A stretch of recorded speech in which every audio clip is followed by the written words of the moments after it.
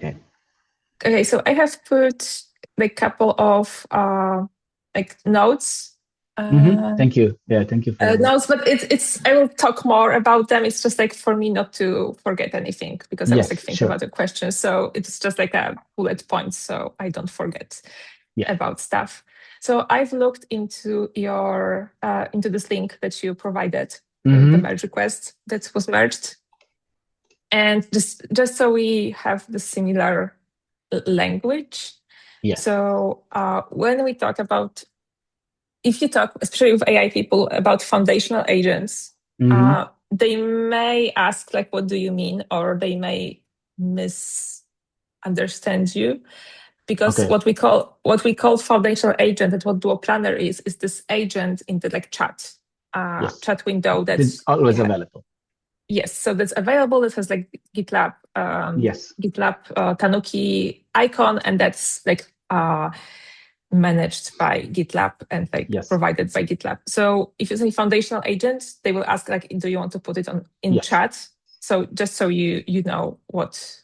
Yes. So we have a common language because from what I understand, like you want to use this agent like inside the flow, or do you also want it in the? Okay, as well. Okay. So that at least is my intention. I need to figure out, if it's possible to say, okay, then I want to build a flow that also uses a foundational agent. So the idea is basically that we want to create this CI/CD pipeline author agent that will help you create, modify your CI configurations. And so that it can be for multiple purposes, for existing projects. I want to see how this behaves with our GitLab CI YAML. I want, because it's so difficult nowadays to even modify. But I want to see basically part of my tests would be on that. But then we want to build a flow that will be for projects that don't have a GitLab CI YAML, either importing from other SCMs, and there is like a very high percentage of projects on GitLab that don't have a GitLab CI YAML. So I want to have a one-click button that will trigger this flow and have certain steps. It will use the expertise of this agent to create the CI YAML. So that's kind of the intention that we have. And yes, we want to, I specifically called foundational because we want that to be available for everyone, similar to the planner. That's why, I'm really curious about that. Okay, just so like I never worked with flows. I don't know about flows, so I won't help you with flows because like I don't know how to work with them. But I can take you through like what we did with Planner and like how I approached it and like what I used to do it, because I think that's what you're interested in. Yes, and it's our very first iteration. We want to first work on the agent, and then we figure out the flow afterwards. Okay, so I will also provide after our call. I will provide you with like a link. I had this couple of like demos I did for like, I would say technical demos that I did for my team when someone new was joining, joining the Planner effort. So I will just give you the YouTube link after the call, so you can like also see like what we did. But when we were building the Duo Planner, like it started as a custom agent, and right now, if you're building and custom agents work the same way as foundational agents. It's like the foundational agents have a little bit of like, they are just like marked as like approved by GitLab. Yes, but they work the same way. So for first iterations and like trying, custom agent is the way to go because it's easy to add to your project. It's easy to iterate on because you just can edit the prompt in the UI and click on the project, use the new version, and you're done. So first of all, because foundational agents were built after we launched Duo Planner in beta, Duo Planner was first just a custom agent that we just were promoting.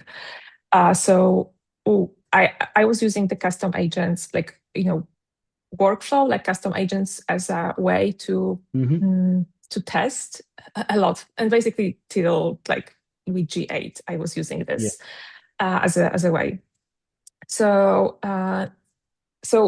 in my opinion, this is not a bad way. It's actually a good way because it's we the actually easiest. we already started with the custom agent for now. Yeah. Just to sketch something out and yes. see how you can start to tuning it. And then yes. the idea is to register it as foundation now. Yeah, exactly. So, and there is a documentation about how to register your custom agent as a foundational agent. It's not complicated because you can leave it in the workflow UI and just import it into the AI gateway and treat whatever is in the GitLab UI as your source of truth. You can also use it like a YAML file in the AI gateway catalog on the AI gateway project. Both ways are fine, whatever you like. So do you come up with Gotcha's nuances when building the planner agents? So I really recommend using AI to build the prompt. It really helped me. I used Claude extensively when I was building the prompt. I was explaining what I want to achieve. I was giving the parts of GitLab documentation, and I asked Claude to create the prompt. I was either using just Claude, or there's a platform like this link, and you have generate a prompt button then there.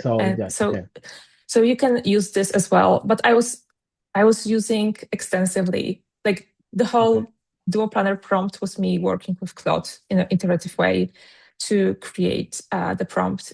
If you look at the Duo Planner prompt, it's pretty big. It's very long and you will see different examples there. It was all created by Claude, and I was improving it or making sure that everything is fine. But basically, it was collaboration with Claude and me. Any gotchas? We don't have at the moment ways of testing automatically custom agents. At least that was a case when I was asking, which was 3 months ago. Maybe ask again. The person who you can ask about testing is Alexander. Okay, this person. You can ask if we have something new that helps you have automatic. Yes. I think they have something for chat, but they said they don't have for custom agents yet. So question is maybe it's changed. I don't know. What we did was we basically tested manually. What made it very easy for us is at the beginning, I had a PM who was very engaged in testing, and also because Planner was kind of she was an audience for a Planner, so it was kind of easy. But what we did was we had a project with a lot of work items that we just used for testing. We had from our product managers, we had a test cases, what we expect Planner to do. And then we were just testing a lot and seeing bugs, seeing problems, improving the prompt, testing again, seeing bugs, seeing problems. So it was an iterative process that you can crowdsource with a team because it just takes time. And that's the biggest issue. It's not going to be quick. It just requires your time and engagement. So I really propose crowdsourcing the effort, having some more people. I'm assuming testing will take probably 80% of the team. Oh yes, absolutely. Absolutely. Testing is the biggest part, and the quality of responses, and also you probably should have just doing it as you would test. So creating some test cases, right? Some basic ones for the beginning, and then some more advanced ones afterwards, and then comparing answers from chat from the foundational agent, your agent, to what you were kind of expecting. That's the only way to test it. There's no other way, right? And I think with Duo Planner, it's just there's more ways of doing that. With the creating the YAML file, you expect certain things, right? With break down this issue into smaller issues. it can be done in different ways. So we were looking like, if this makes sense, yes, but are there more ways to do it? Probably so. So Yes. I think with your, it will be a little bit easier because there's like more, the expected results are more concrete. Yes.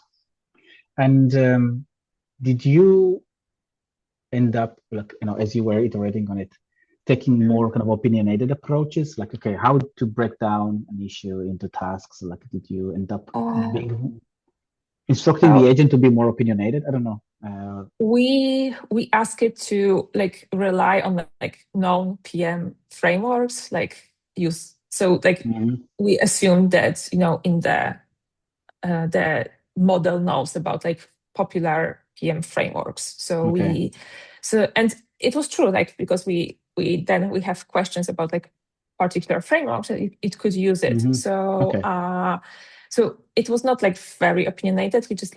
We were very clear that it needs to be like, we gave it clear instructions around like what kind of tasks and like what kind of like character it needs to have. So it's like project management, like product management tool to do it. So, and if you work with Claude to create this kind of prompt, you will probably like write that this is like the kind of agent you're looking for, and you will see that it probably will come up with like an first instructions about like you're the agent that helps with this and that. And yeah, so we didn't we focused more on like correctness of the responses and like how it's fetching data, because like that was our like one of our, like, as you said, like you asked about gotchas and nuances. Yes. What we discovered is like more tools that agent has access to doesn't mean it will have a better answer. On the contrary, we were working with, first we gave it like access to like issue tools, which are like based on the REST API, and Epic tools, the same, and work item tools. And then we scoped down to only work item tools and explained better like our like work items Epic's issues system, because more tools also meant it sometimes got very like they were mixing it up, or there was like more tools doesn't mean better results, because it's every tool has like their own instructions as well. Yes. And it was just giving more and more instructions to the prompt. So when we scoped down to only using work item tools, we suddenly had a better results. So more tools does not equal better results. Yes. Actually, sometimes taking tool away may give you, but like having this like more scope to very concrete set of tools actually helped us get better results. So in the case of, let's say, I want to modify, or the agent to help me modify the GitLab CI YAML, and I give all the tools to inspect and validate the YAML and everything. Afterwards, would it be better to give the tools to go and open the merge request?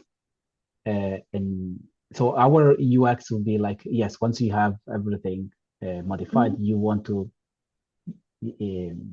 whether it's the agent itself or the chat, to help you open the merge request and actually submit the changes.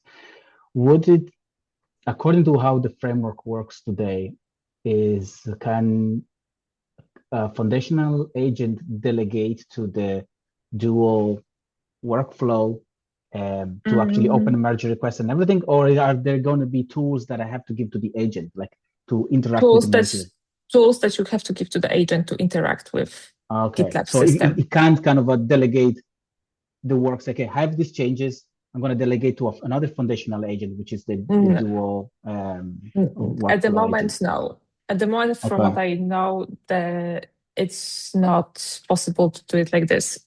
Just one second. Sorry, yeah. Sorry, because I'm not in my office, because I need to save my boyfriend that he's okay to work, because he was stuck.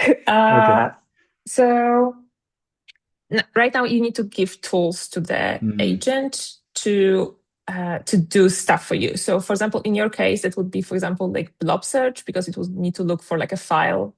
Yes. Does it has like GitLab CI file in the project or not? Probably like, and I don't know every tool by heart. So I think there's a commit tool. Yes.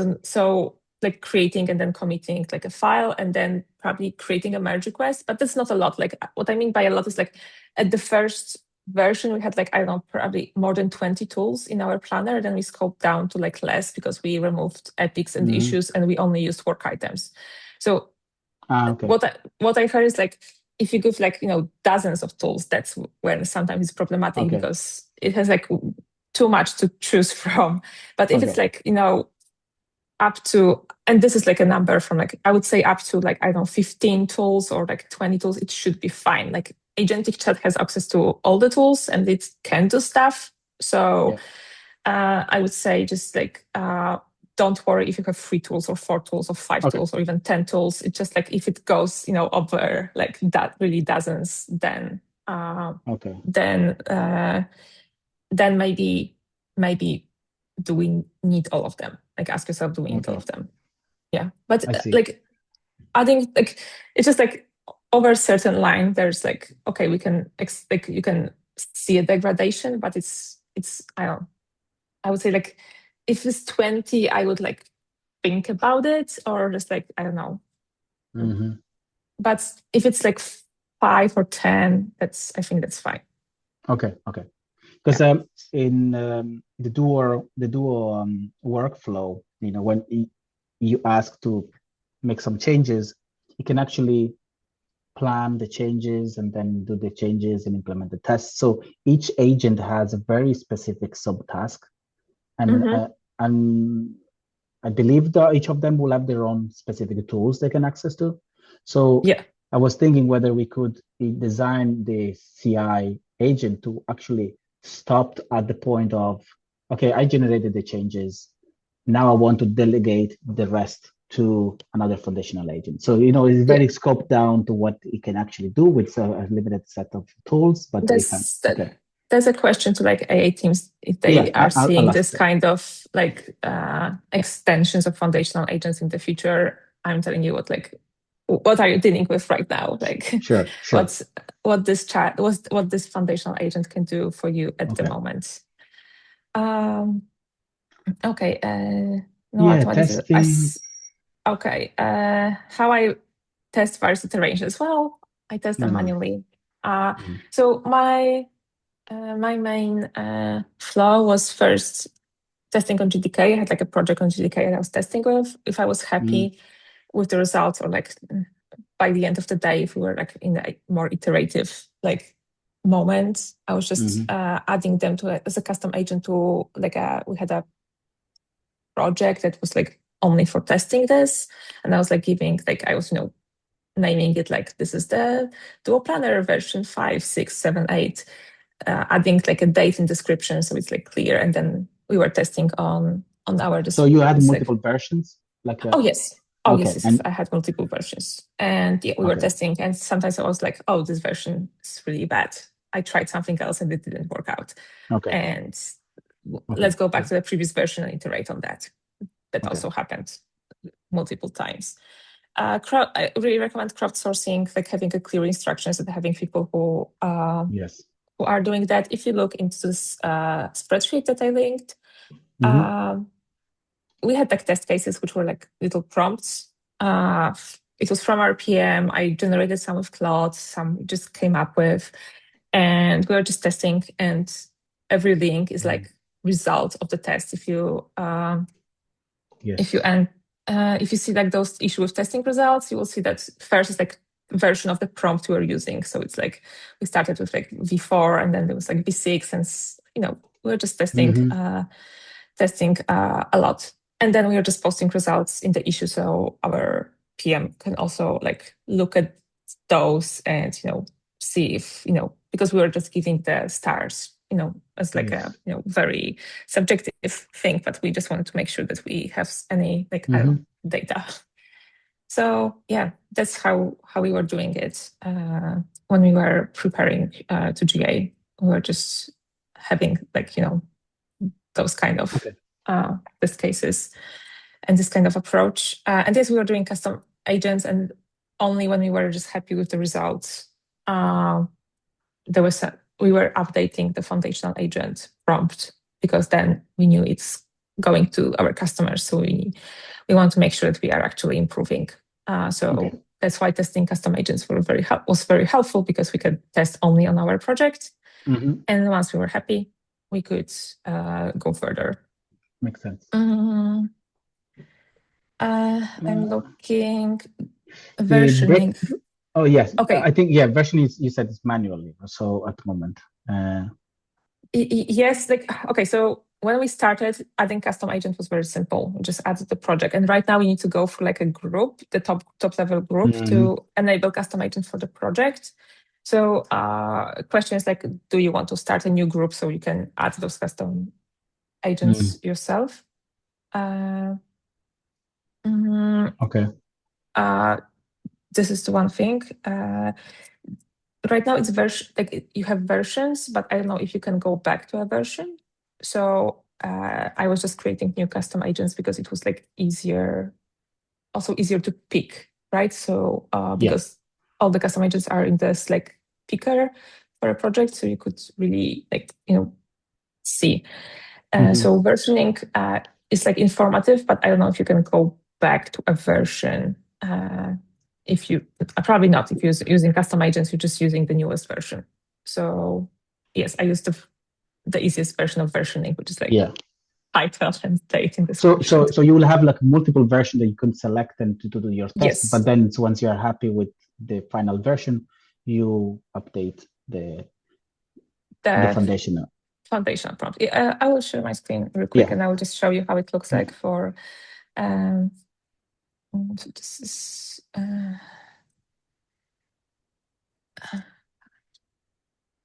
Okay, so this is the project we are using for testing. And if you go here, so just choose an agent, you see it's I see. Okay, great. A lot of our custom agents that I was creating for testing. That was the easiest way. The only gotcha now is that you need to go through the top level group to enable it on the project level, which was not the case at the beginning. And so that's the only problem organizational problem I'm seeing. But if you create a new group and you just add people as maintainers, maybe it's possible to circumvent this thing. What else I wanted to tell you? What about this pagination problem? Okay, so this was something that I learned, unfortunately, a hard way, which at the beginning when we were using issues and Epic tools, and they are using REST API, and we had a big problems with pagination. Despite very clear instructions that if you have, if you have 100 records, you should assume that you have one more page and you should query one more page. Sometimes it was not. It was just, and we tried so hard. And when we moved to work items, they have this. The GraphQL has this additional part of the response when it says you have a next page, and next page has this special ID, and that helped with results. Not our instructions, but actually this part in the response. So and when we were using this REST API, I tried so hard. And they were sometimes they would just stop querying another pages despite instructions. So that was something that we found that data in the response is sometimes better for the results than even very clear instructions. So this was one gotcha that we have.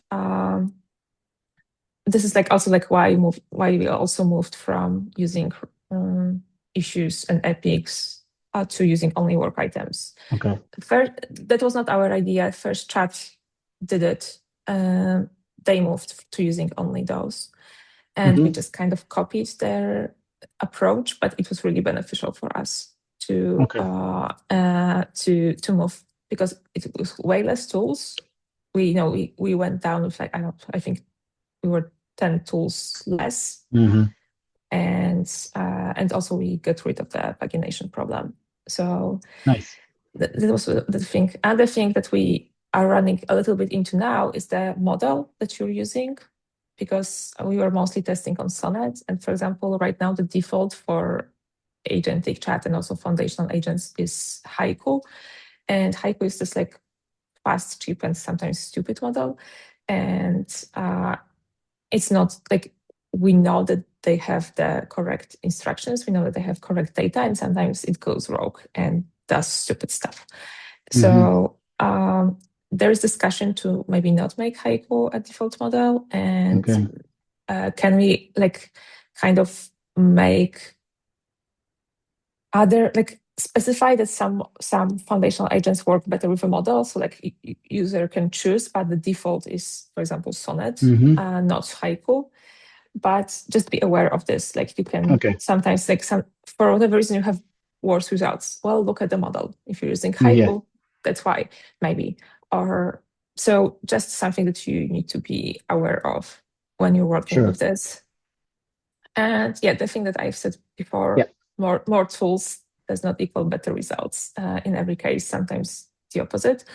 So I'm not saying not use tools. We have tools to use them. Just be aware that like if we don't need a tool, don't add it. Yes. Add it when you actually absolutely need it, because then it will be good for you, and that's when you will actually have better results. Just when you absolutely need it. Yeah. So start small, then go bigger if you see a need, because you maybe Okay. And but my biggest thing right now, if you're starting working on this, is you really use Claude to generate prompts. Yeah, like that's gonna be the do it. And when I realized that we have this tools, like I know that the workflow team also were using Claude to help with some prompt work. So I will dig. I probably don't have, because we have now 3 months retention policy and Claude discussions, I believe. So probably I don't have like prompts for creating prompts. But don't worry. I will look. I will look if I have, but they weren't like very like nothing that's knock you out. Like they were pretty simple. Like I work with as you said, like start with the expectations, I think, about the results, and have the Claude to help you generate the prompt that you need. Okay. Yes. So, and then you can like iterate, like you can say like, I have this prompt and we don't have good results because we have some problems. What can you propose to fix this problem? And then it will like give you some improvements to this particular prompt. If you're happy with the results, but there's like one thing that's not working, just say like, oh, we have problem with this. And then iterate. So it is absolutely possible to just have a prompt and then iterate on it. So that's also like a thing you can do once you have something and you want to like improve upon it. Sounds good. Okay. Thank you, Gosia. This was really enlightening. I really appreciate your time taking this, and I'm gonna share this with the rest of the team. So thank you so much. And if I have any question, I'll let you know. Yes, of course. If any of you have any questions, I'm happy to help as much as I can, and I will send you the YouTube link as well. Okay. And I will try to see if I have any like prompts about the prompt in my Claude history. Maybe I have to see if there was nothing really special about it, but just as an inspiration. Okay. Thank you so much. Thank you so much. Have a great day. Bye. Bye.